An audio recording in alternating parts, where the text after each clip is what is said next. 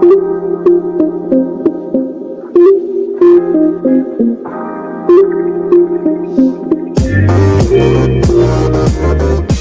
to the Wolverine Digest podcast, the best spot for objective and authentic coverage of Michigan athletics. If you want open dialogue, honest opinions, and in-depth coverage of the maize and blue, this is the podcast for you.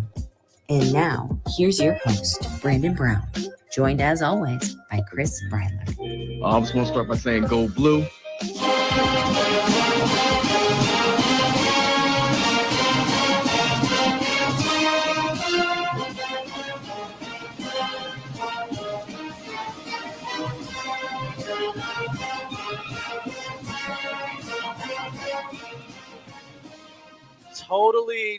Totally acceptable and appropriate to play the fight song after bringing home the hardware for the third year in a row. Michigan Wolverines are your Big Ten champs. Obviously, that's old news at this point.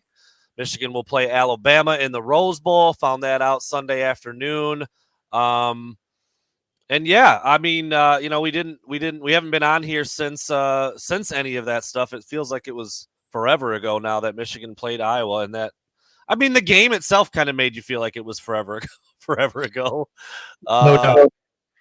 We were about that before we went live, just kind of looking back at the predictions that I made, and I sucked at all of them because Michigan didn't score really in any way that we kind of thought they would. Another good showing by James Turner, but again, it just felt like, Chris, I know we've said this like so many times over the last 3 seasons, but it's like boring. Michigan guys not even sweating, and then you look up, though, and they win by 30. I mean, like, that's a conference championship game that they won with minimal effort and exposure. I mean, they were just out there like, this is the easiest game we've ever played in. Like, that's what it felt like. Would you agree that it was a dominant win for Michigan on Saturday? Yeah, because they didn't even try to do anything. I mean, and they won 26-0. I mean, you know, I think if, like, for instance, my first prediction was that JJ would throw at least 2 touchdowns. They could have gave a shit about JJ throwing the ball. Like, they didn't even, like, whatever. They didn't. I don't think they threw a ball in the air more than 15 or 20 yards the whole day. Like, there were no deep shots, little to no, trickeration, nothing crazy. I know Alex Orji came in for like a play. I don't know, dude. They just. It's like we've talked about many times before, where Jim Harbaugh and the coaches are 1,000% content with getting a win in like the just the easiest way possible. No injuries, not showing too much. Don't have to try too hard. Don't have to go crazy out there. Let's just go ahead and just pick up this W and get on home. Like that. That was like probably the biggest example of that we've seen all year. At least it felt like that anyway. Yeah, I agree. I mean, I felt like it was a dominant win, and I think you fucking spam it drives me nuts. I can't get it out of here. I'm going to try to delete it. Just obviously don't pay any attention to it, and then here we go. Let me get it out of here real quick. But yeah, I thought it was a dominant win. I mentioned something about it on social media earlier. Got a little bit of pushback on whether or not it was technically dominant, but look. Was it Michigan's most efficient, impressive offensive outing? No, absolutely not. But I think that even gives more credibility to the fact that it was dominant because they didn't have to have that. Michigan really, think about it. Michigan, if they didn't want to, didn't have to score a touchdown all evening. They could have just sent out James Turner anytime they got within field goal range, kick the field goal, and then, win it 12-0. However you want to do it. Like, to me, that speaks to the dominance because offensively, it became pretty apparent early on that Iowa had no shot of doing anything against that Michigan defense. And so, and we saw it against, to a certain extent against Penn State with Sharon Moore running things. And we had talked about this, like, would Michigan look vastly different now that Harbaugh's back without the 3 games? And I remember saying specifically, I think you're going to see much of the same. Michigan's going to get into the game. They're going to figure out what it's going to take to win. And I think they knew pretty damn early on that they didn't really have to force the issue, that Iowa couldn't do anything against the defense. And the result is a 26-0 win, which, by the way, is only the second time in Big Ten championship history that a defense has pitched a shutout. So incredible outing for the Michigan Wolverines. 26-point win over a top 20 ranked team, a team that's 10-2. Say whatever you want against Iowa. I mean, they've got a solid football team, and they have a tendency to make things difficult on whoever the opposing team is. You just kind of get dragged into playing Iowa football, and that sometimes can work against you. But this Michigan team is so good that they took it, and like I've said so many times, they find a way for you to have to play their style of ball. You got to beat them at their style, and Iowa simply couldn't do that. Yeah, there was no way. It's funny that you mentioned, just trot James Turner out there and you'll be good. My buddy Dan Genro, who's usually in here, I don't know if he is tonight, was at the game and he texted me. He was sitting next to an Iowa fan, and when Michigan went down and got their first field goal of the game to make it 3-0, the Iowa fan turned to my buddy and said, well, that seals it. Clearly kidding, but he was actually correct. 3 points would have been enough to win the game. Iowa is literally that inept on offense. One of the predictions that I did have was that Iowa would not run a play inside Michigan's red zone. I haven't fact checked it completely, but they obviously never kicked a field goal, so I find it very hard to believe that they were ever inside the 20. I can go back and look. I don't remember if they had a turnover on downs or I don't know. But the point is, it was very clear once it got to whatever it was 10 or 14 to nothing or something, 17 maybe, where it was 2 possessions. I'm like, that's the game. They literally can't score twice.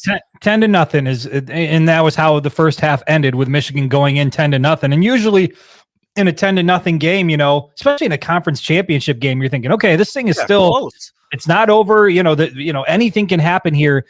At no point in time in the evening did I ever sort of get those butterflies in my stomach, oh shit, Iowa has a shot here, even when it was just a 10-point game. It felt like 10 points might as well have been 30 or 40. And I think on the Michigan sideline, they knew that. I don't believe for a second, JJ McCarthy, once again, extremely efficient. I don't have the numbers in front of me, but I think he only threw 5 or 6 incompletions, over 80% completion, I believe. 40 some yards on the evening. I have zero doubts that if he needed to go to Roman Wilson, if they needed to stretch the field, if they needed to put points on the board through the air, that the Michigan offense could have done that. Now, I'm not saying that they played a perfect game and they don't have things to work on, but I just think we shouldn't trick ourselves into thinking what we saw on Saturday night is pretty much what this offense is. There seems to be a narrative out there that, JJ isn't quite as sharp as he once was, and this offense looks a little bit different, and on and on and on. I don't think that's the case. I just think they play to whoever is across from them. And when you play a team like Iowa, go back and watch every single game Iowa has played this year. Every single one of them are ugly. Every single one of them. It doesn't matter who the opponent is. That's what Iowa does. They drag you into an ugly football game. It just so happens that Michigan's a lot better at playing ugly football, clearly. JJ actually threw it 30 times. I don't think I would have guessed that. 22 of 30. So 73%, no touchdowns, no picks, took care of the ball, a couple runs here and there. Like I said, they brought Orji in for a carry. Blake Corum, 2 touchdowns, death taxes, Blake Corum scoring a touchdown. That's all he does. And that was it. 2 Blake Corum rushing touchdowns and 4 field goals from James Turner. So, by the way, did you hear what Donovan Edwards said in the post game? I think it was with Brad Galley when he was interviewing him after the game. So they knew on the sideline that they knew that Blake Corum had tied the record. And you know what? Listen, we've talked about Donovan Edwards on the show before. Brandon had asked who's somebody who kind of hasn't sort of lived up to what the preseason expectation might have been, and it hands down it's Donovan Edwards. And they talked a little bit about in his post-game interview, how he's kind of sacrificed some of his snaps, a lot of his snaps for Blake Corum. And Donovan Edwards said after Corum got his second rushing touchdown, they were aware that one more was going to break the record.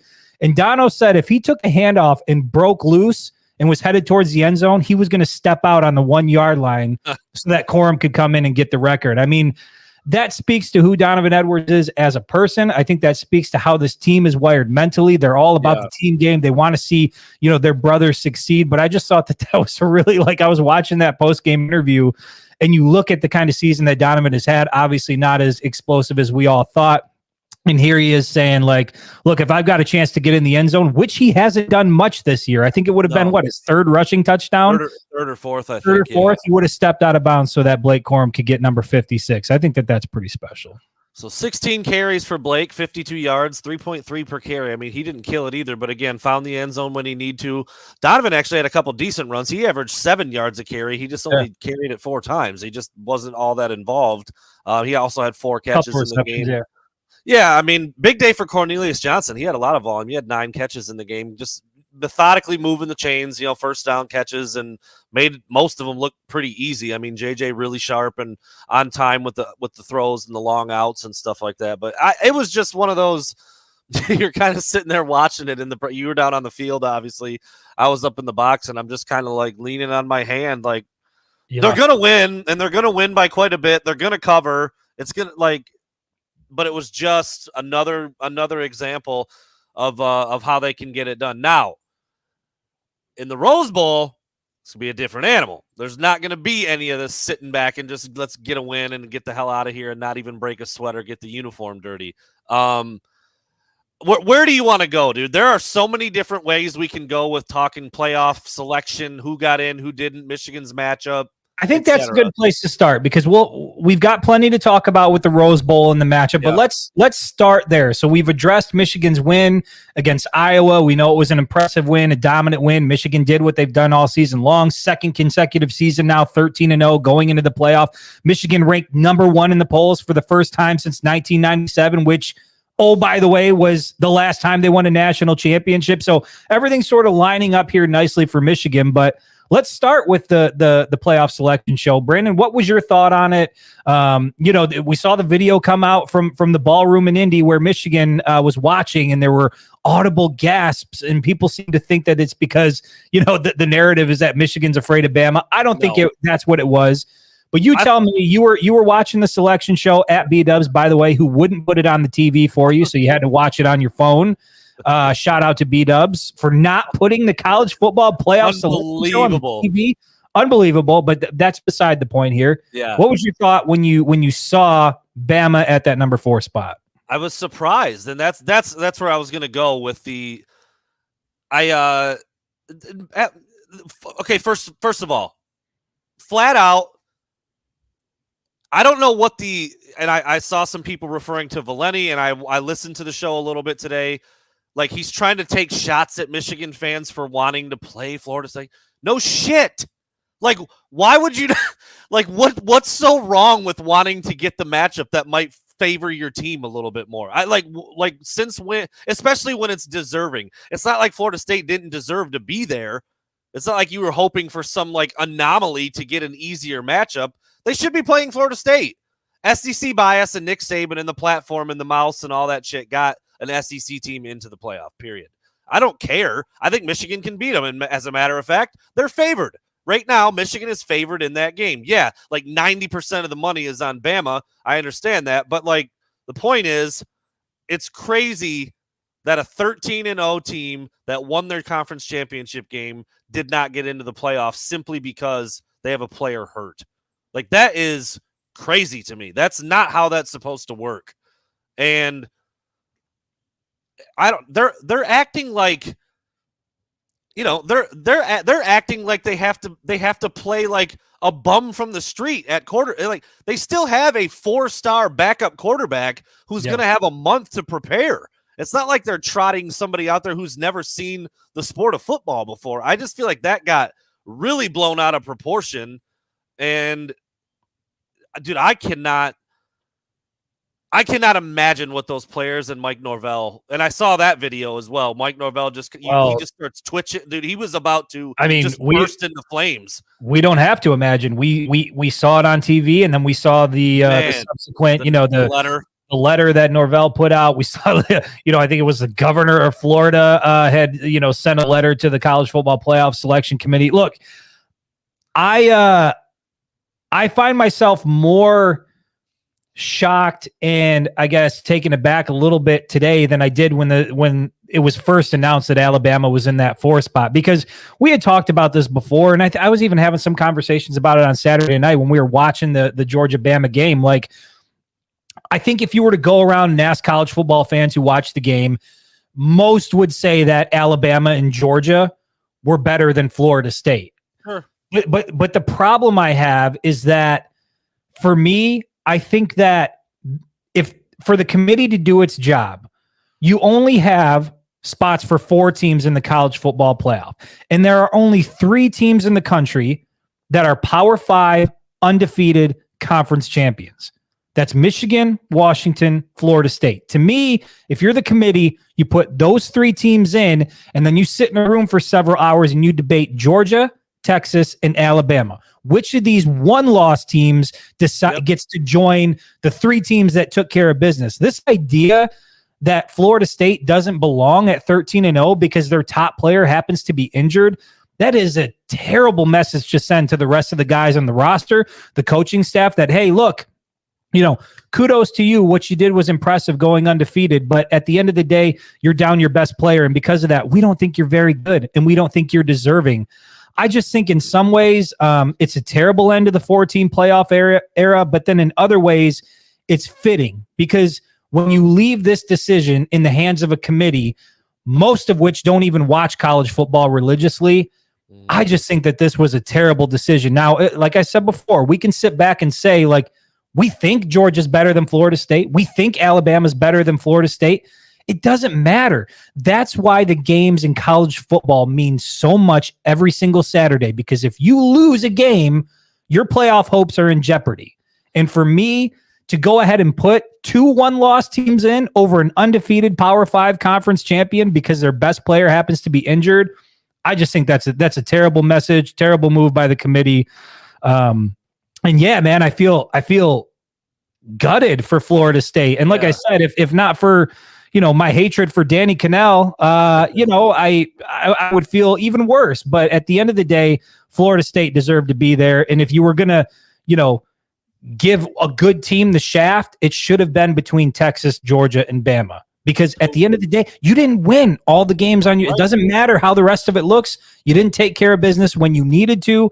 Now there's a debate about whether or not you deserve to be in there. For me, I still think it should have been Bama at number 4. So it would still be Michigan, Bama, and then you've got Washington, Florida State at 2 and 3, and let those 2 teams play it out. So it's not an attempt to try to avoid playing the juggernaut that is Bama, who, by the way, was ranked number 8 in the country a week ago. This idea that Michigan's afraid of playing Alabama, like, look, I know Alabama's a good team, but you are also in the college football playoff. Like, it's expected you're going to face good teams. You're not going to win a national championship by playing Liberty or by playing Bowling Green or by playing Rutgers. So this idea that Michigan's scared of Alabama, I think, is ridiculous. I think what you heard in that ballroom was the same thing you probably heard across the country in living rooms everywhere when they saw that Florida State was officially out of the playoff. I immediately was like, whoa, like that was how I responded. I'm like, whoa, I didn't see that. So you would have left out Texas. I would have left out Texas, because I just think Bama. I think Bama's win, as weird as this is, it's not weirder than leaving out 13-0 Florida State. No. I think Bama's win over Georgia is more impressive than Texas's win over Alabama. That's where I'm at with it. You beat the number 1 team in the country. You win the SEC championship, which, maybe it's my SEC bias coming into play. I'm not sure, but I think Bama's playing better football right now. To me, they're the better team than Texas. Georgia didn't take care of business in the championship game, so they're out. So that's how you get Michigan, Bama, 1, number 4. And then you let Florida State, Washington, 2 undefeated conference champions go at it. That would have been the right move. Yeah, I can get on board with that. I'm with you. I don't know how I don't know how you don't just it seems like so simple. I don't even know why you have to say it out loud. You got 3 teams that went undefeated, won their conference. They're in. Right. They're in. Figure out where you want to put them. Cool. I mean, there's 1, 2, 3, but they're 1, 2, 3. Figure out who's going to be 1, who's going to be 2, who's going to be 3. Maybe you pound the table a little bit for that. Because I even saw some people say, maybe Washington had a beef to be number 1. I'd have been I don't care. That would have been a debatable point, but fine. But those 3 teams are in, and yeah, I'm with you. Take those 3 really good 1-loss teams who one beat one beat the other. One lost earlier this year, and you figure out which one of those gets that last spot. I don't understand how it didn't go that way. You can scream and holler as much as you want, but if you're a 1-loss team, you're a 1-loss team, and that's what puts you in jeopardy in a 4-team playoff. I think it's crazy to me that a committee can sit in a room and not just penalize a team for their best player being out, but take it a step further and say, you don't belong here because we don't think you're capable of competing at the highest level. Like that to me is insane. We have no idea what Florida State could have done in the playoff because they weren't given the opportunity to do it. It's wild to me. I was going to say the exact same thing because you know who was a lock to make the playoffs last week? Oregon, and they got beat by Washington, and now they're out. So how do you know? Dude, how do you know 3 plays in Jalen Milroe doesn't roll his ankle and he's out for dude, it's football. Right. You got to play the game. You should not be penalized ahead of time because of what you think is going to happen. That goes against that literally feeds right into what Mike Norvell said. Why even play the game? Look at them on paper and say, well, they're probably better. Let's just give them the dub. They win, move it on. It doesn't make any sense to make decisions based on that criteria. It just doesn't.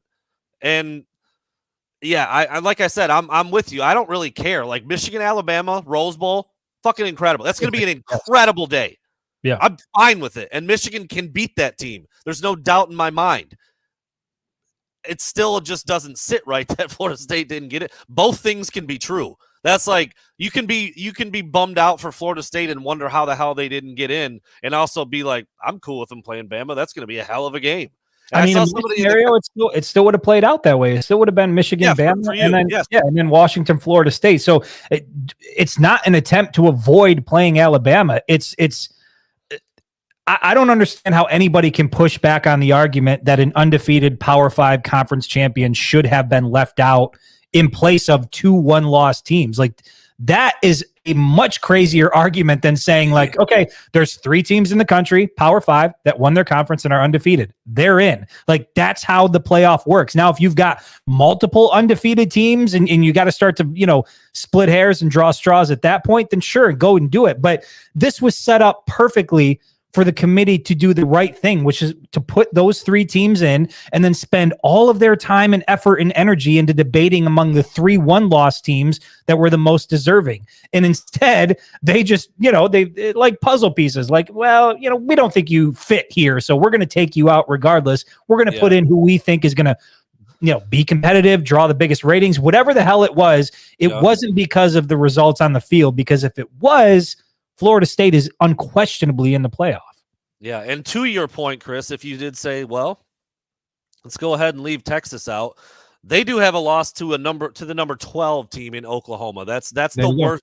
It's not a bad loss, but technically speaking, it's the worst one out of those teams that have a loss. Yeah. Georgia's is to Bama, Bama's is to Texas, and Texas is to Oklahoma. So that's another line of evidence in your thinking of like they probably should have been the team out instead of Florida State.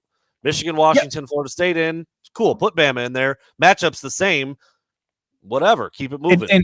And Blueheart, that's fine. FSU didn't look good in several games this year, but you know what? Neither did Alabama. Texas didn't look good in a few games. This whole not looking good thing, like you cannot look good, and if you still take care of business, you should be rewarded for that. There were times where Texas, Bama, and Georgia didn't look necessarily good, and the result was a loss. So, the eye test and not looking good when you're 13. I mean, how many teams are 13-0 in the country right now? How many? 3 of them. Well, I think Liberty actually is too.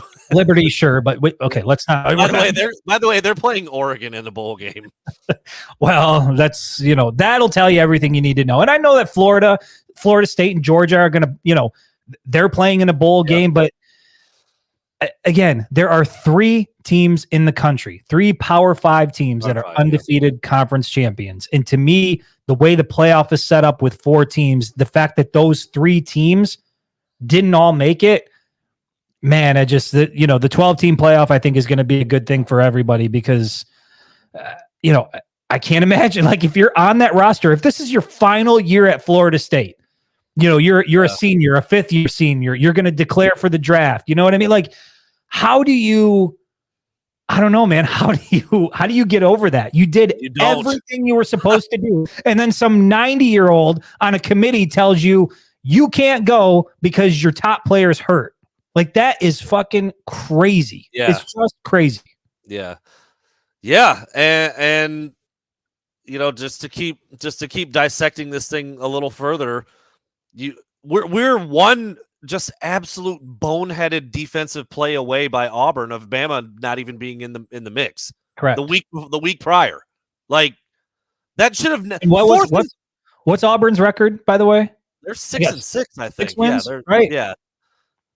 4th and 31, and you give up a touchdown, dude. Like, that plays 1 in a million. And that's all right. We practice that play. Okay.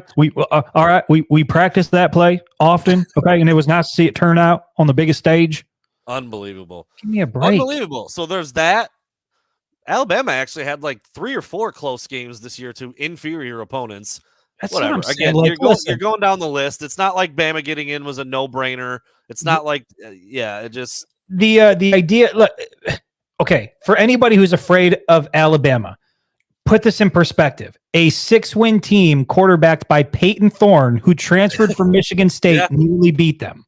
Okay, this is not the Alabama with Jalen Hurts. This is not the Alabama with Tagovailoa. Like, they are a good team, not taking anything away from them. But this idea that they are the juggernaut they've been and that this is just, a terrible draw for Michigan, I don't agree with it. I'm really excited to see what the Wolverines are capable of in Pasadena. And like I said before, like, this is big boy football now. You're in the college football playoff. You should expect to play good teams at this level. And if Michigan is who we think they are, they'll handle their business and get it done. And I think they will. Yeah, Arkansas. There's another one. Arkansas went like 2-7 in the SEC this year and lost to Bama by 3.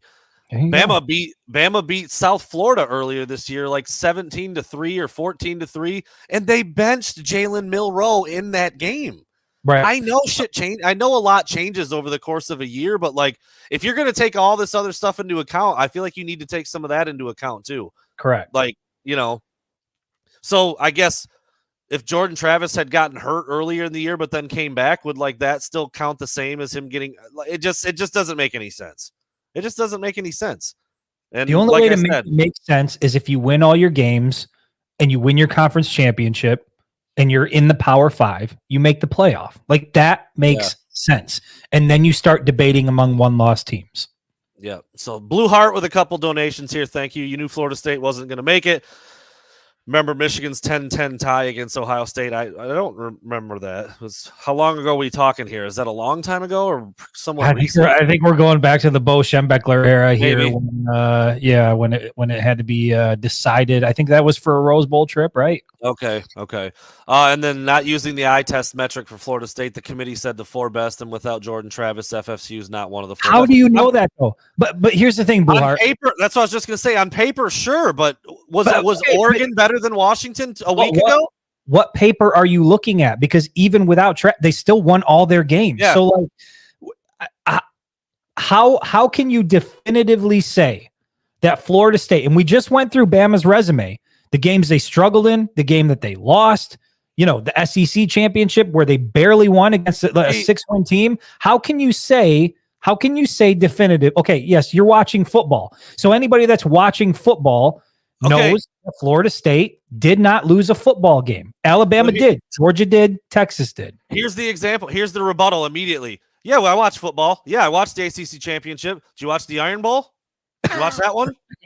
What? How many games do you want to do this for? Listen, you guys who are making the argument against this, you're going to have to come with a lot more than you watch football, because you're making an argument that's a lot more difficult to make than putting an undefeated conference champion Power 5 team. So don't, this I watch football bullshit trying to be funny. I get what you're doing, but you're going to have to come with something more substantial than sarcasm, because you're trying to make a point that's not easy to make here. I said it early in the show. We all can sit back here and say, yeah, I think Georgia's better than Florida State. I think Alabama's better than Florida State. But the reality is only one of those teams took care of business every single week on the schedule. And it wasn't Georgia and it wasn't Bama. It was Florida State. So to sit there and say, well, they're better because I watch football, you're doing the same shit that they did in that committee room, which we saw what the result was. Cody, I usually value what you say quite a bit, but what does it matter? What does it matter if it was like they're playing?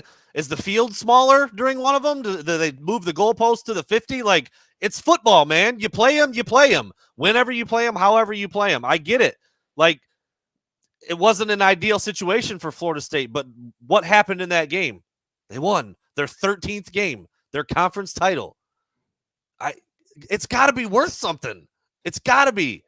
Or else, like Mike Norvell said, just take a look at both teams and just decide. Don't even need to play. You guys wouldn't be taking that stance if Michigan had been kept out of the playoff because JJ McCarthy went down. Like you wouldn't, if all things equal, Michigan's still 13-0, Big Ten champions, no JJ McCarthy. Well, no Blake Corum. You might have deserved to get in, but due to these injuries, we don't you wouldn't be pounding the table saying that.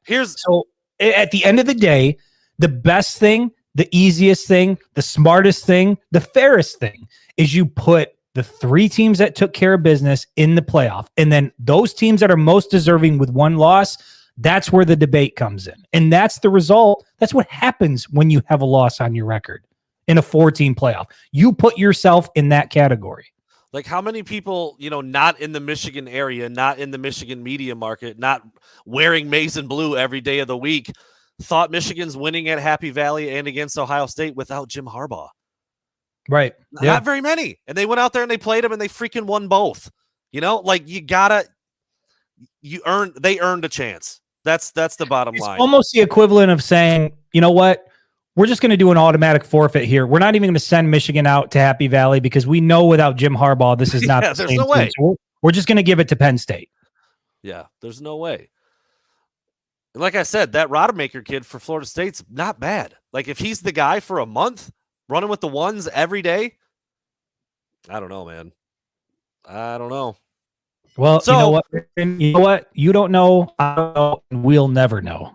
Yeah, we will. And that's the shitty thing. The guys who are seniors on that team and the veterans there, they'll never know either because they'll never get that opportunity. And again, they didn't lose a single game on the schedule. So they could not have done anything more than what they did. It's impossible to do more. This is my buddy Dan just chiming in with that point I made earlier about Florida State would be a huge underdog to Bama. Okay, and anybody out there gamble? You win every single game. You win all of them, right? Because the favorite, you just pick the favorite to cover, favorite to win, and nothing ever deviates from that, right?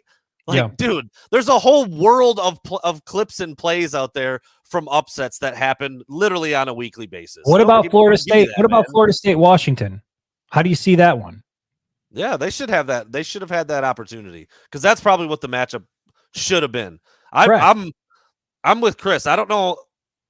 Even if you're an Alabama slap and you want them in, which Chris said he would still put them in of the 3 one-loss teams. And I saw somebody ask why that is, and I said because I believe that Alabama's win over Georgia was better than Texas's win over Alabama. That's where I stand. And now we can debate that all day long, but now we're debating one-loss temes. That really gets difficult too, though, because Texas beat the team head to head, but that's another argument. Different time of the year, at the time, and even Nick Saban said it. They weren't sure who their starting quarterback was going to be. Like Alabama then wasn't Alabama now. So, but that's where the debate comes in. That's the conversation you can have.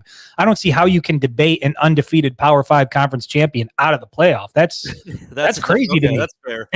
And at the same time, put in 2 one-loss teams over them. It's wild behavior. Wild behavior. Yeah, I didn't even. So Florida State finished at 5. It even looks weird because it shows the record 13-0, 13-0, 12-1, 12-0, 13. Yeah, it looks strange on paper even. Where'd Ohio State finish? 7th. All right, out of the picture.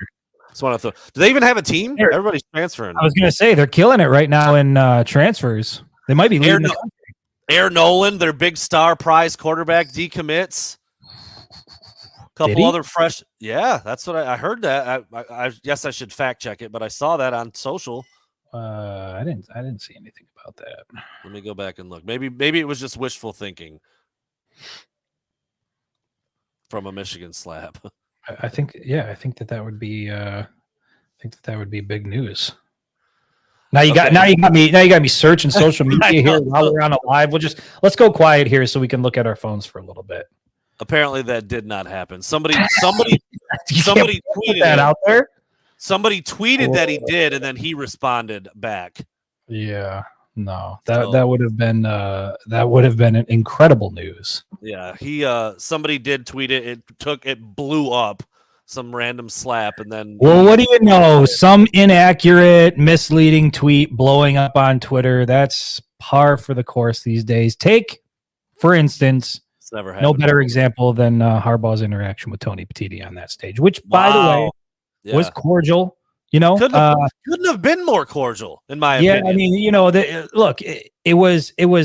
Now, frosty yet cordial. You know what I mean? Like, they're not going to go out and have a beer after the Big Ten championship game. But the thing is, everybody handled themselves professionally. The players interacted, shook hands with Petiti, unless you saw something different. Well, where do you stand on Petiti not saying a word? Didn't announce. Well, okay, so there's, it's his first time doing it. I'm sure it was a little bit awkward. Maybe he didn't want to take away from the moment. Maybe he understood the situation. Like, he steps to the mic and starts talking. What do you think is going to happen in that stadium? Now, you could come, from the standpoint of, well, that's what every other Big Ten commissioner does, so that's what he needs to do.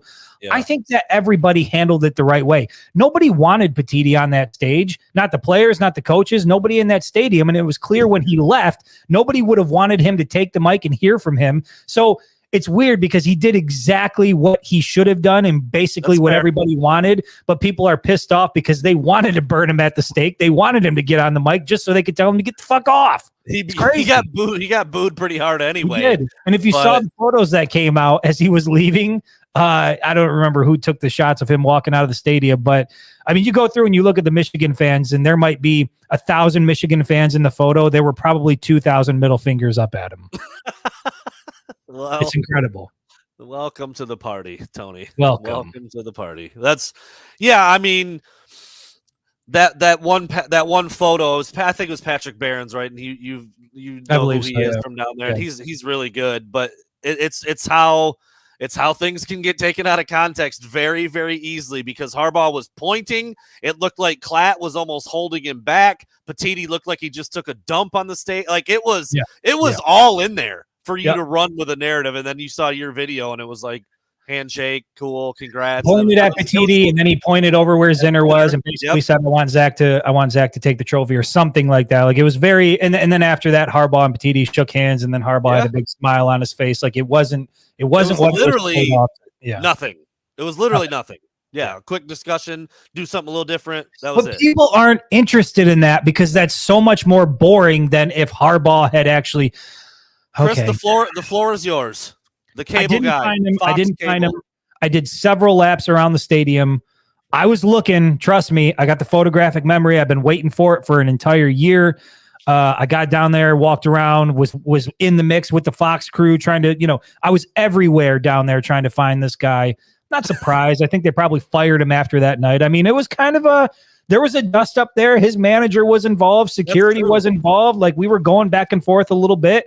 And, they had told me specifically that he shouldn't have done what he did. So I'm not surprised if they were like, look, cable guy, you're out. You're done. Like, you're replaceable. We can go find a bum off the street to do your job. Like, that's what that guy was doing. He was literally just carrying extra cable. Hopefully no cable people in the audience right now. Not you, just that guy. Well, listen, I'm just saying, it doesn't take a lot of talent to carry around a bundle of cable so that it doesn't get wadded up as the people that are filming shit are going around the field. Come on now. I will say I've seen a couple of those guys, forearms like rocks. Dude. Yeah, they're in much better shape than me. But then again, I've seen homeless people that are in much better shape than I am. They don't carry a lot of extra weight often. That's a grind. Yeah, that is a full day's worth of work. That's like being homeless is a grind. That is a classic line. It's probably the grindiest of all the grinds if you think about it. That's fucking tough. We shouldn't even be laughing about this. It's not really a laughing matter. I'm being serious. Vagrants. Listen, you know what? That reminds me a short story here. So we were living in Chicago, my wife and I, before we moved back to Michigan. We were living in Chicago. My wife made this sausage dish. It was like a stir fry thing, and it was absolutely fucking terrible. And I didn't want to eat it. And so we were like, you know what? Let's not throw this away. Let's put it in a Tupperware, and we'll go give it to a homeless guy. And so we leave the apartment. We're walking through downtown Chicago. It's at night. We hand this Tupperware to a homeless guy. He opens it up and takes a look at it and says, "I don't want this shit." And like gave it back. Like that's how bad it was. Yeah, even a homeless guy didn't want the stir fry.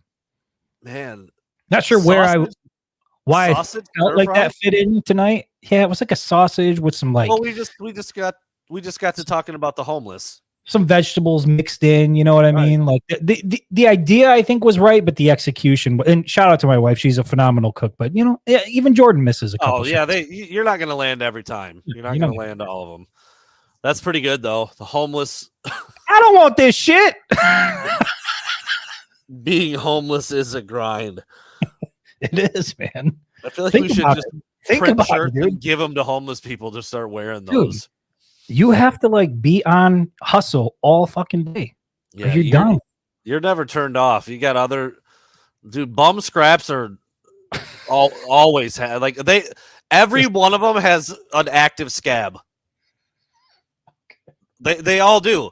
Like you'll somewhere, usually on the face, which is also a little disheartening at times. But is this the most off the rails we've ever gone? Well, we're in a bit of a lull now. The season's over for about a month. I mean, this is what happens. This is a segment of the show where we talk about bums and homeless people. I mean, we're 40. Can you imagine somebody tuning in at this moment who's never watched it before? Like, is this a Michigan podcast? I'm not sure. Are they talking about homeless guys right now? Yeah. Trevor Coles, thank you for the donation. What does Michigan do with the beat Georgia drill now? Well, I mean, obviously it was implemented just to be a little more physical, to bring some physicality to whatever that situation was or whatever that drill was. So, I mean, like, it's not like it's not football, you know, it's still, I think it'll still work, but yeah, anyway, Georgia not being in the playoff is, you know, that's, I saw some people on Twitter a little bit upset about that, and I think they've got a beef, to be honest. I mean, you know, you don't want to talk about good losses, but this was a team that was number one in the country pretty much all year long, and you know, you lose a close one to Bama, who makes it in, and okay, now it's start to have an argument there. You know, you talk about Texas. I mean, that's the thing. Like, there was a discussion to be had among the one-loss teams. I don't think there was a discussion to be had among the undefeated three Power 5 conference champions. Yeah. Well, all right. So with that, Michigan is playing Alabama. It's picturesque, dude. I mean, it's storybook type shit. It's the last 4-team playoff. Michigan gets Bama. It's in Pasadena. It's in the Rose Bowl. I've never been there. I'm super excited to be there and just to see all of the pageantry, the granddaddy. There's the whole night. I can't wait for that. I know. Listen, Brandon, I don't know how you feel about it, but I want the shoulder pad patches. I big, gaudy Block M with the roses on them. Bring it back. I mean, you know, you talk about these classic looks, like it would be cool. The Pistons teal jerseys, you know, with a lot of people are, you know, Vancouver Grizzlies, the old Toronto Raptors with the big, like, I don't know. Jazz with the mountains on them. The Phoenix Suns with the, like, I don't know. Nuggets. Listen, Mindy, you got to get with the program here. This style has come back in full force. This throwback to the big gaudy graphics, like, I absolutely want it. Got to see it. The Rose Bowl announced that Michigan's going to be wearing their blue uniforms, so the first domino has already fallen. Now it's just a matter of Jordan and Mr. Jim Harbaugh working out the details of what those patches should look like. Do you think they go big game blues, or do you think they go traditional Rose Bowl attire? Dude, you got to go traditional. You got to go like that too. Pants, blue top. I mean, I'm thinking of it from maybe. Well, I'm thinking blue socks, the Jordan cleats. Like, I'm thinking you keep it very traditional. I'm just trying to think of it from a photography standpoint. What would look the best?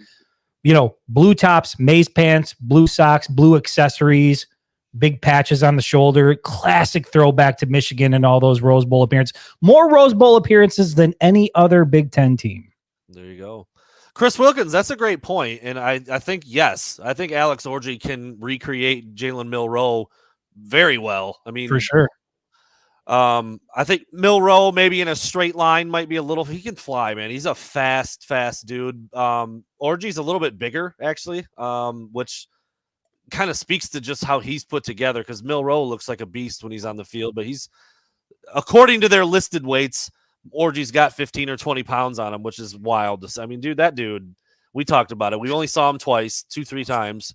Funny note about this. As Orji was going out to the field for the pregame, there were two security workers that were walking, about 10 feet behind him, and they were debating on what position he played. And the one dude was like, linebacker, for sure. No question. Linebacker. I mean, that's how Alex Orji is built. Like, if you're a casual and you don't watch the game, but you know positions, like, you look at him and you think, that's a linebacker. No, that dude's a quarterback. Yeah. Well, his brother was a big-time linebacker for Vanderbilt. Yeah. They're built very similarly, and I think some people, I know multiple teams were recruiting Alex as a linebacker. Like, you see how he's built and how he moves, and you think he certainly could probably play the position. So, yeah, it's not – he's 6'3", 235, dude. And he looks like a brick shit house. The dude is put together, man. Yeah, Joe, they didn't say kick returner for sure. Yeah, that was not one of the guesses. Best kick returner in college football?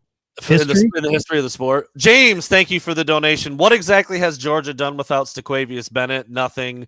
Carson Beck, he is just kind of mediocre. Nothing super special there. Yeah. No Michigan fan should be scared of Bama. I think let's start right there. That's a talking point, Chris. Do you think there are people scared of Alabama? Yeah, but I think it's like, it's you're still kind of conditioned. And again, I'm not saying Alabama is a bad team. They are a very, very good team. They're a playoff caliber team. I still would have put them in a 4-team playoff along with Florida State. But this is not the Alabama team that you sort of have become accustomed to under Nick Saban. And so it's a very beatable Alabama team. And if you watch their games this year, if you go back and you look at their schedule, it hasn't been complete dominance start to finish. You're talking about a team that was a week ago the number 8 team in the country. This is not, a top 4 team all year long. Struggled a little bit against Auburn, struggled a little bit in some other game, lost to Texas. So I think that the way Michigan is built, they will play whatever style is necessary to beat the opponent across from them. I think that they can play with Alabama. I think Alabama's going to have their hands. They haven't seen a defense like Michigan. This is going to be the best defense that Alabama's faced all year long. The Michigan secondary is not going to give up big plays. I think the defensive front's going to be able to get to them. Yeah, you got to be careful with Milroe that he can get out and burn you with his legs, but this is a veteran battle-tested group. I think they're going to do just fine against the Crimson Tide. And then offensively, I think that's going to be the biggest challenge for Michigan is, can they wake up? Can they switch it on? Yeah. Can they move the ball? Because if you start to get into a defensive battle with Alabama and the Michigan offense is struggling early, I get a little bit concerned. I do think Alabama's going to score points regardless. Now, are they going to score more points than Ohio State scored? Are they going to be able to put up 24 on the Wolverines? I don't know. Remains to be seen. Milroe is another. He can wreck a game with his legs. I think if you keep him from doing that, he's going to get some. I mean, you're not gonna limit him to no rushing yards. He's too good of an athlete. He's too fast. He's too big. He'll get some. But if you can limit him and not let him, score 2 or 3 rushing touchdowns or even 4, which he's done this year. He's got 12 rushing touchdowns on the season, so it's something that he does a lot. Then you're good, and he also holds on to the ball. I was just about to say it. An average guy does, right as I'm about to get the words out. He takes a lot of sacks, and Michigan is going to know that, and they're going to attack that, and they're going to do their absolute best to really throw the timing off of the receivers. I think and Alabama's also not overly dynamic at receiver. Like they don't have a Devontae Smith back there. They don't have these guys who are like surefire first-round picks at the skill positions. Like, they're good. They've always recruited well. They've got a bunch of 4-star guys. Their defensive line is still really, really big and stout. They always recruit well up front on defense. But they're closer to mortal than they have been in a long time. Let me ask you, would you have rather had a draw with Alabama in the semifinal or Oregon in the semifinal? I still think I would say Oregon because they just don't play defense. I just feel like Michigan would be able to do what they wanted against those teams, and it would be like they're so different. It's such a hard comparison to make because they're so different with how they approach things. That is kind of interesting. Michigan and Bama much more similar to each other. Texas.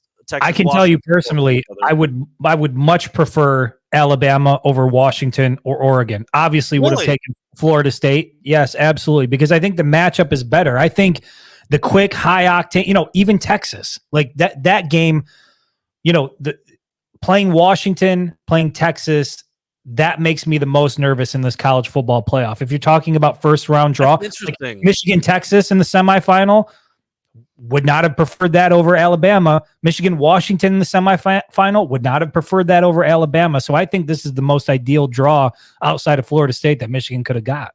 That's interesting because I think like the exact opposite. I'd rather have Michigan played Florida State, Texas, or Washington than Bama or Georgia. Florida State's the only caveat. Like I would take Florida State over Bama. If I'm ranking them, I guess I would have said Florida State. It's funny. I probably would have said Washington, then Oregon, even though Oregon didn't make it in. I think again they were Washington. You know what I mean? Like I know. Almost similar Florida State treatment. Like everybody picked Washington to lose, their conference championship, lose the last week of the year, lose against Oregon, and they just keep winning. Yeah, Oregon was scarier to me, but then they didn't even win. So how can they be? So anyway, my point is, I still just fear a Bama and a Georgia team more than those other teams that I know are not going to play the same level of defense, that I know have not recruited as well, that I know don't have Kirby Smart and Nick Saban preparing for a month, that I know haven't done this multiple times, gone all the way through the playoff. They know the routine. They know the timeline. They know the preparation. They know how to win.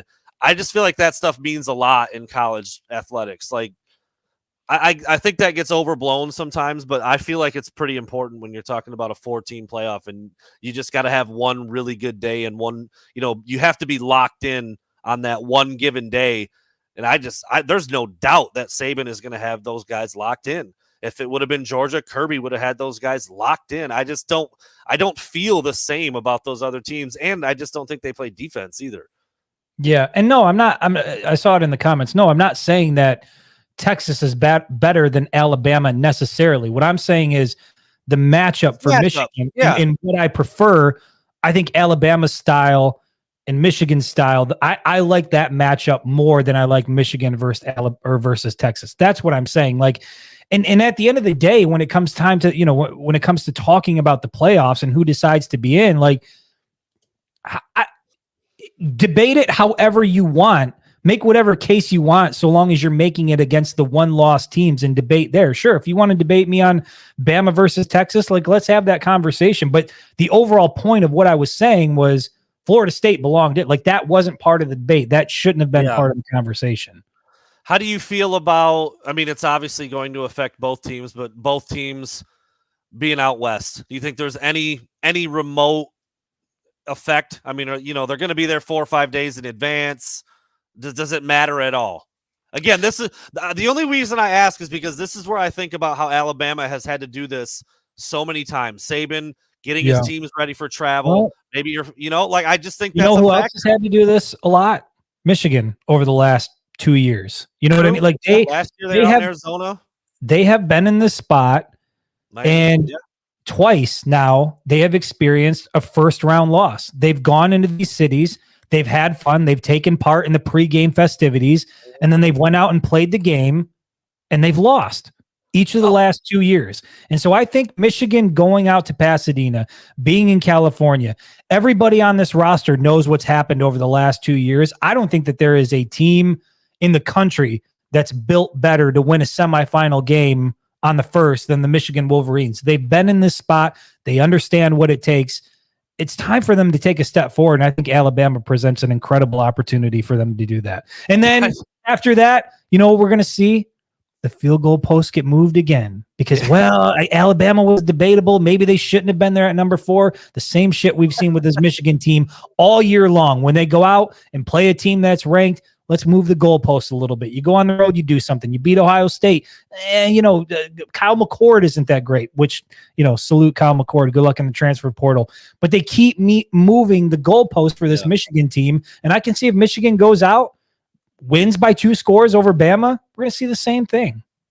Yeah, it's funny. I didn't even think of this earlier. Back to the argument we had for 40 minutes about which team should get in and how do you know they're better. I can think of an example that hits really close to home when we all knew a team was better and they were going to get through no problem in the playoff. It was Michigan last year against TCU. Close to home. Yeah, I mean, we were making our plans for what the hell, man. We just saw it with our own team that we cover. So again, there's another point of emphasis when you say just get them. You need it. You know what? TCU then proceeded to go out and get their asses stomped by Georgia. So let me ask you, even with that being the case, are you telling me TCU didn't deserve to be in the national championship game? Deserve to be there. Correct. So that's the point with Florida State. You can't sit back without giving them the opportunity and just say, "Oh, well, team X, Y, and Z are better." Yeah. That's especially when the team that you're advocating against is the only undefeated team in the equation. Yeah. Yeah. I was thinking about that earlier and I just forgot to say it. I'm like, we literally just saw this happen last year where everyone was like, well, they shouldn't have been in.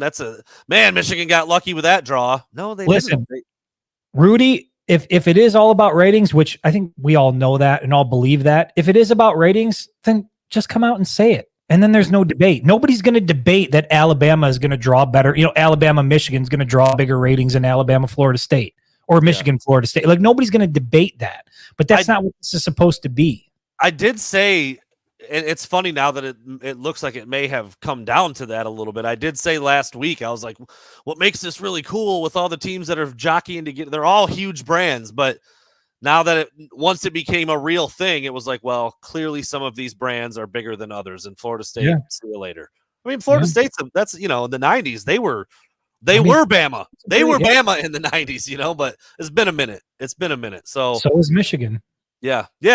I mean, so there certainly is some of that. The money involved and the commerce that comes with a traveling fan base like Bama's, like Michigan's. It's all part of it. It sucks that it is, but it is. And, there were discussions that were had that didn't have to do with what went on the field. And that's a bummer, dude. I don't know. I don't know. So anyway, the game, Michigan's game, obviously, I saw somebody in the comments earlier saying Michigan's going to shock the world. I don't see them beating Bama as shocking the world. They're the number 1 team in the country. Michigan's been better than Alabama this whole year. So I know it's Bama. I know it's Saban. I know they got a month, but listen, I will give some credibility to that. And I say this every time I mention this, but I get that social media is not the real world. But I think that outside of the state of Michigan, if you look at this game from a national standpoint, most people think Alabama is going to win this football game. Yeah. In spite of what the odds are in Vegas and what the point spread is, any of that, most people think Alabama is going to win this football game. Hell, we've seen it from the Big Ten Conference. Fans of Purdue, fans of Ohio State, fans of Michigan State, they are honorary Alabama Crimson Tide fans heading into this game, which, by the way, how pathetic is that? Like, I've seen it. Like, they are actively rooting for Alabama to go out and handle Michigan. Like, it wasn't all that long ago. I remember being in a position like that where, God damn it, like Ohio State's making it again. Like, I'm rooting for whoever's going to beat Ohio State. And I just know that when I see that out on social, like, that is the absolute worst place to be. It's a terrible place to be. Much better to be on this side of things and actually be planning your trip for California than be sitting at home and hoping somebody else can do a job that you couldn't do. Yeah.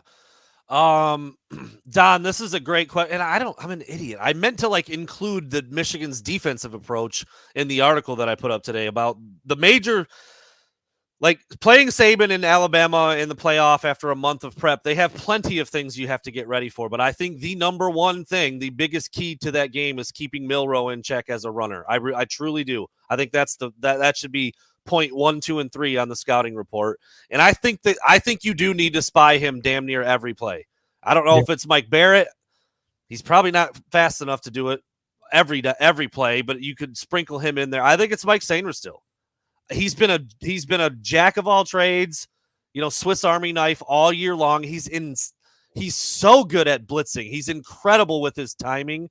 If you want to have an aggressive spy, I guess, on certain plays, certain down and distances. I mean, Jesse Minter's been really good at knowing when to send him and knowing when to keep him back. And he's been phenomenal at tackling in the open field. And obviously he leads the team in interceptions. So I think there's a way to use what Michigan has in a way to keep Milroe in check. And Mike Sainristil would be my number one weapon in making sure that he doesn't run wild. I realize that takes him away from his more natural role, which is covering receivers in the nickel. But it's kind of like hand in hand. Like if you've got him on Milroe to keep him contained from running around, he's not going to be throwing to I don't know. I think let's debate, Chris. If you're the defensive coordinator going into this, what's your plan and your approach to keep Milroe in check as a runner? Because I would use Mikey. I've got two guys in mind right off the bat. Yes, Mike Sainristil, absolutely, and then Connor Stalions is right there close behind him. Use those two guys as spies, and you'll do just fine in the Rose Bowl. Just fine with yes. By the way, I forgot. I meant to bring that up at the beginning just as a jokey thing and then move past it. Stalions was at the fucking bar I was at in Indy, just living the dream. He was also at the game as well. Like a celebrity, dude. People were running up and taking photos with him like he was Leonardo DiCaprio. The best thing that's ever happened to him. What is going on, dude? It was so crazy. It was the weirdest thing. So my buddy lives near Indy. They were at the bar. It was packed, obviously.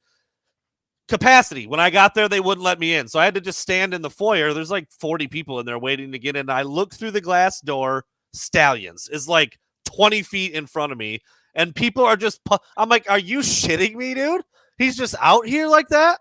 Dude, the fact, you know what? The fact that people are like, I'm not going to go into it again. I just, the whole, like, this whole celebrity, thing that's like associated with him now and him showing, Dave Portnoy was putting out the videos where he was, he's got Connor Stalions walking in the background in like a disguise. Like, to me, I'm just very, very turned off by the whole thing. I'm very turned off by, like, it's funny. I get that it's funny, but it's only funny now because Michigan's fine. Like nothing happened to the season and we don't yet know what the NCAA is going to do. But the idea that this guy's like some sort of like folk hero for what he did, it just speaks to where we are as a society, I think, overall.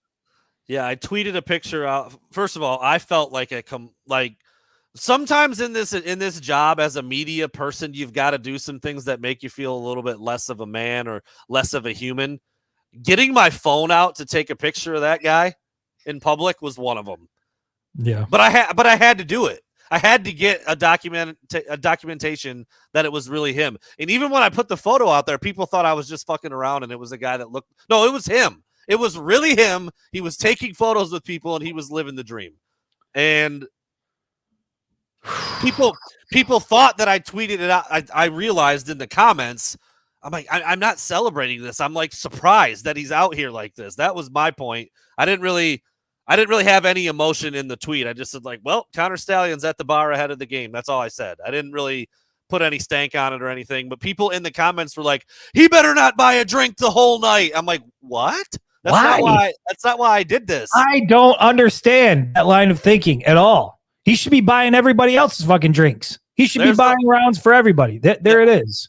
There's the homie. And again, wig on him and some sunglasses, and that's the dude at Michigan State on the central sideline. That's him. I mean, I didn't get a great I wasn't like there were people that were just like he was a fucking grizzly bear at Yellowstone. I'm like, I'm not doing that. I just pulled my phone out and took a picture. It happened to be when he was turned away. I was not gonna mow him down. And no, I didn't talk to him. No, I wasn't excited to see him. CJ, 1,000,000,000%. It was. I'm not like he was there. It became known that he was there, and like, well, maybe CJ's because that seems to be the go-to that every if you're joking, then that's solid. But no, it was him. People were taking photos with him. Like it was definitely him. I'm not like I know, but I used to talk to the guy. Like I know it was him, and so it was strange. It was weird all the way around. Honestly, I'm a little surprised that he's just out walking around because of the, 300,000 Michigan fans that are actively out in public, like not all of them like the guy. I would think a majority don't, but you can see it in the comments here. You can see it on social media. People saying that he should run for president. Like it's I get that that's sarcasm, but somebody in the comments said, I don't respect our veterans anymore. Like this is where we're at now with Connor Stalions. Like it's just a strange place to be, man. And again, we're joking about it, but you go back to what Jim Harbaugh said. You go back to, what Chris Partridge said. None of these guys knew about it. None of these guys would have condoned it if they knew it was happening. And it ultimately led to Jim Harbaugh being suspended for the three biggest games of the year. Couldn't be there at Penn State. Couldn't be there for win number 1,000. Couldn't be there to beat Ryan Day against Ohio State at Michigan Stadium. And that was because of what Connor Stalions was up to. So this idea that he's viewed as like a hero among the fans, it's crazy to me. Just listen to a few of these replies. By the way, this one of these is my favorite. A Michigan State fan woman was like, "Was his seat at the 50?" And I was like, "I'll ask him in Pasadena," and she said touche, and then just stopped talking. So that one was pretty good. But then he better not pay for a single drink the all night. Did you pay for his tab? Man, what a legend. Glad to see my boy is still a fan. Hope he wasn't paying for his drinks. Michigan legend. I mean, it's like I had 140 comments. Michigan legend. Michigan legend. Legend. What are we doing? Goat emoji. Wild. The dude is awesome. I wish I was there to buy him a drink. Just all drinks for free for that guy. Go Blue Connor. I'm like, what? I almost like once I put it out there and people started responding that way, I was like, I wish I wouldn't have even posted that. I didn't realize that's how it was going to be I fucking love this guy. They love this guy. So it's so strange. It's a strange it's a strange infatuation. I mean, prior to the month of October, none of you all who absolutely love this guy even knew who the fuck he was. Like nobody knew who Connor Stalions was. And the only reason we all know who he is now is not because of like the incredible work that was done. And again, regardless of what you think of the NCAA and what he was actually doing, like that's besides the point. Like, the bottom line is that if what he was doing was above board and doing good work, Jim Harbaugh probably would have known about it. Like the idea that Jim had to step to a podium and say, I did not know about it and I never would have condoned it, tells you everything you need to know about what he was doing. All right. So Dustin, this is not a bad take on why. Supporting him is essentially continuing the FU to the Big Ten or the rest of the conference. Okay, but you know what? I do get that. You can do that in support of Jim Harbaugh without also propping up Connor Stalions. That makes you look like a fucking idiot. That makes you look like exactly what everybody accuses the Michigan fan base of being. Like if you want to be that, that's fine. That's cool. But like, calling this guy a hero, calling him the greatest of all time, like this is absolutely ridiculous. I just feel like if before the season had started, you had like laid out like, okay, look, this staffer he's on the staff right now. He's going to get busted for breaking some rules, and it's going to almost directly result in Jim Harbaugh missing 6 games. Like I realize that's very simplified, but that's essentially what happened. Like, how could you think anybody would like that guy? You know what I mean? I don't get it. I know the way that it's played out and things have been like, yes, the NCAA and Big Ten and the other like I get it, I do, but anyway, I did not expect to see him like directly in my eye line, like within 10 seconds of walking into the madhouse bar that I was at. So wow. Anyway, well, we're an hour and 10 minutes in almost. We did not do a TFG. Should we close with that? Do you want to do it? Do you have one you can go? I mean, I feel like we've talked about TFGs. We just didn't label it. Well, yeah, I mean, we've talked about plenty of TFGs, but let me see. Let me check my notes to see. Yeah, I mean, I feel like we can do TFG, but I feel like it's going to go right back to how we started the show with us talking about, this fucking guy. We can do it. It's Tony Petiti. It's go ahead. You run with yours. Well, the one that I don't even want to, because we spent like 40 minutes. It was the committee. I was going to say the committee. That's mine as well. Yeah, and that's what I'm saying. We spent so much of the show. We should have labeled it right at the very beginning so people knew what we were talking about. Yeah, I had written down and then I knew it would launch into a long conversation. We just didn't say it out loud, but yeah, to me that's what it was. It just I just can't. And I'll refer back to Mr. Mike Valenti, and I know people either listen to him a lot because they think he's decent at his job, but he just can't remove himself from the state stuff, or they absolutely hate him. He was absolutely losing his mind today, and I'm like, dude, how mad is this guy? Like, how pumped is he that Michigan got Bama instead of Florida State? And I just don't think that's what it was about. I think you can even aggressively disagree with the way that they left Ohio State, the way that they left Florida State out, and also be fine with Michigan playing Bama. I don't know why those things have to exist separately, but whatever. That's kind of what we talked about earlier. But yeah, I was gonna point out that I think the committee really, really screwed over Florida State, and that blows incredibly. Yeah, I mean, and again, it's people sitting in a room, some who watch football, some who couldn't care less about football, making a decision about an undefeated team, deciding what they are and are not capable of. I just, again, you hate to see it. I think it's a terrible look for the committee. You can say, does Florida State pass the eye test? Well, my gut tells me that Georgia's better at, Alabama. Whatever, like none of that matters.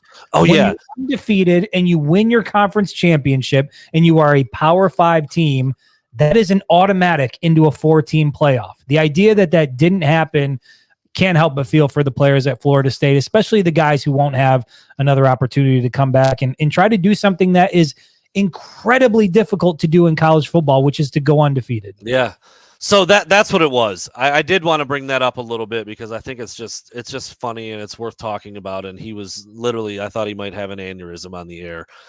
But Valenti's whole thing is that he was just sick of Michigan fans calling up and complaining about Florida State getting left out at like some moral high ground, but then being okay with Michigan getting in by cheating all the time. And I'm Valenti, you know what? Valenti is he's a clown. He's proven that. Like I stopped listening. Like, why do we care? He's like, the national people won't talk about it. The committee doesn't even care. And I feel like grabbing him by the neck and be like, it's because it's not a big deal. It was only a rule in the 90s because of money.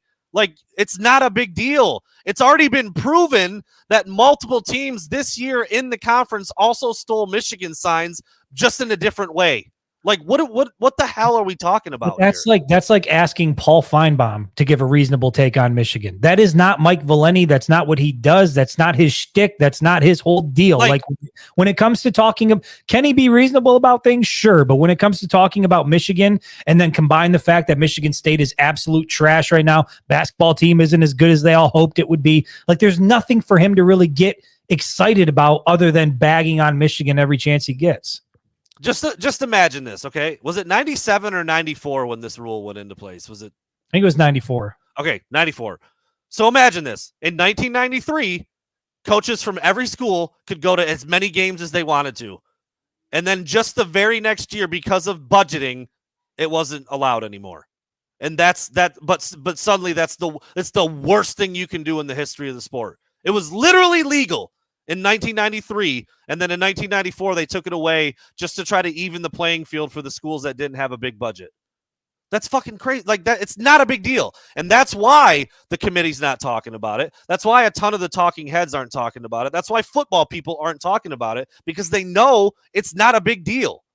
Like, Jim Harbaugh. Where'd Valenti play football? Right. Jim Harbaugh still may get in significant trouble for it. I'm not dismissing that part. It may come down in a pretty big way next year. I'm fully aware of that. But to say that Michigan was only winning because of this and having like Michigan fans can't even talk about Florida State being left out of the playoff just because Michigan made it in is asinine.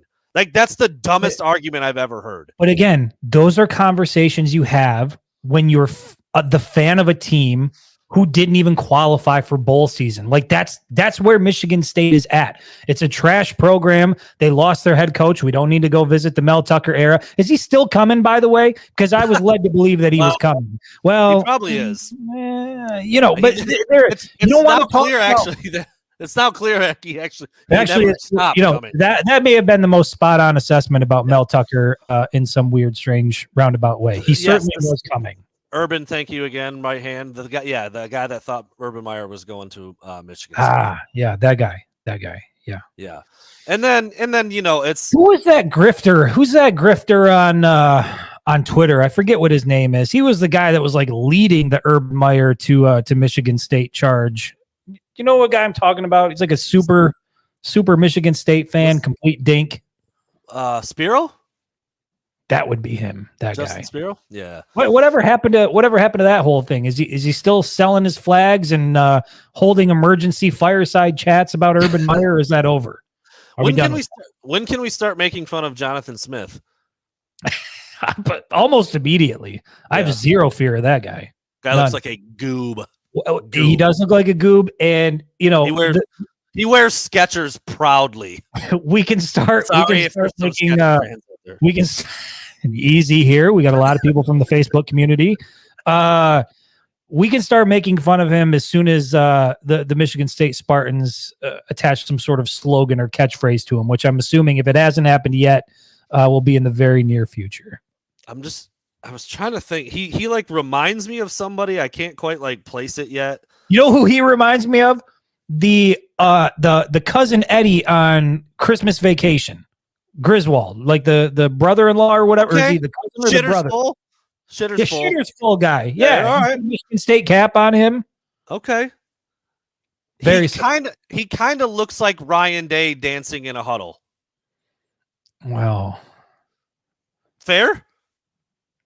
I mean, he looks the idea. Not great posture. Yeah, I mean that's Christmas Vacation, right? It's written all over him. By all accounts, he's a good dude and a good coach. But now you're at State and you're fair game. I don't know what to tell you, buddy. I don't know what to tell you. Yeah, cousin Eddie. There you go. Welcome to the Big Ten. Yes. Smith coming. Yeah, that doesn't sound quite as good. It doesn't sound as good. They'll think of something that makes no sense. They'll think of something. I mean, they'll have to change it in 3 or 4 years. They took like one thing, like with PJ Fleck and the row the boat, and did like 9 of them. Like deep water, chop, life. What do they pick? How many do you need? How many slogans do you need? But what else are you going to do? Like you can't get excited about football. Maybe that's it. Shitter's full. That's State's new tagline. That's it. Pretty good. Shitter's full in the woodshed. Welcome. That's pretty good. Well, I think that's enough. 1:17. Pretty long show, actually. Yeah. And I guess, what do you think, Chris? The rest of this week, we'll do a Wednesday show. Maybe we'll do a fan-led show on Wednesday, and then probably take off the rest of the week, kind of see how things play out. If something pops up, we'll kind of talk about whether or not there's a need for a Monday show, or if we just go exclusively to Wednesday until game week. Yeah, and then we go out to Pasadena, and I'm very excited for that. Brandon said it's his first time out there, my first time out there as well. We're going to be there all week, so bring you all of the Michigan coverage. And the great thing about these bowl games is that we get to attend practices. We get to see the team up close and personal. It's an opportunity for us to get to experience some things we don't usually get to, an opportunity for the fans and the people who follow us to get to take part in that as well. So very, very excited for Pasadena. Just check the flights, by the way. Round trip ticket over $1,000. So get excited. Kelly. I haven't looked at that. I wonder about the practice thing, because on the Rose Bowl website, there's a loose, very, very loose schedule, and it doesn't say anything about practice on there. We'll be in the practice one way or another. Our boy Stalions will get us in one way or another. But the week of bowl coverage is so much fun, and it's just. Well, I can tell you, John Patrick, get us some deals on some flights. Get us some deals on some tickets. We would absolutely love that. I can tell you who I'm not flying with. I'm not flying Spirit. I don't care what the cost savings is. I'm not doing it. We do it. We do this all the time. We do it every year, and every year I cave and go Spirit. I'm not doing it this time. What do you think of that idea right there? Fly to Vegas and drive the rest of the way. I can tell you this. I'm fucking tired of driving. Drove to Nebraska. Drove to Penn State. Drove to where the hell did I just get back from? Where was I? You did Maryland. I didn't do Maryland. Right. Went to Maryland, then drove to Indy, and then drove back the night after. I'm not driving anymore. No. Yeah. PPOs and dildos. I like that. Thank you for that. What? I don't know. Something for Michigan State. It works. Incredible. All right. We'll see you later, guys. We'll be back on Wednesday. Bring your questions. We'll see what kind of show we need to do that day. And who knows? Like Chris said, this is Michigan. Jim Harbaugh does weird shit. There might be a monstrous breaking news story tonight. Who knows? But if not, Wednesday night it is, 7 o'clock. We'll see you then.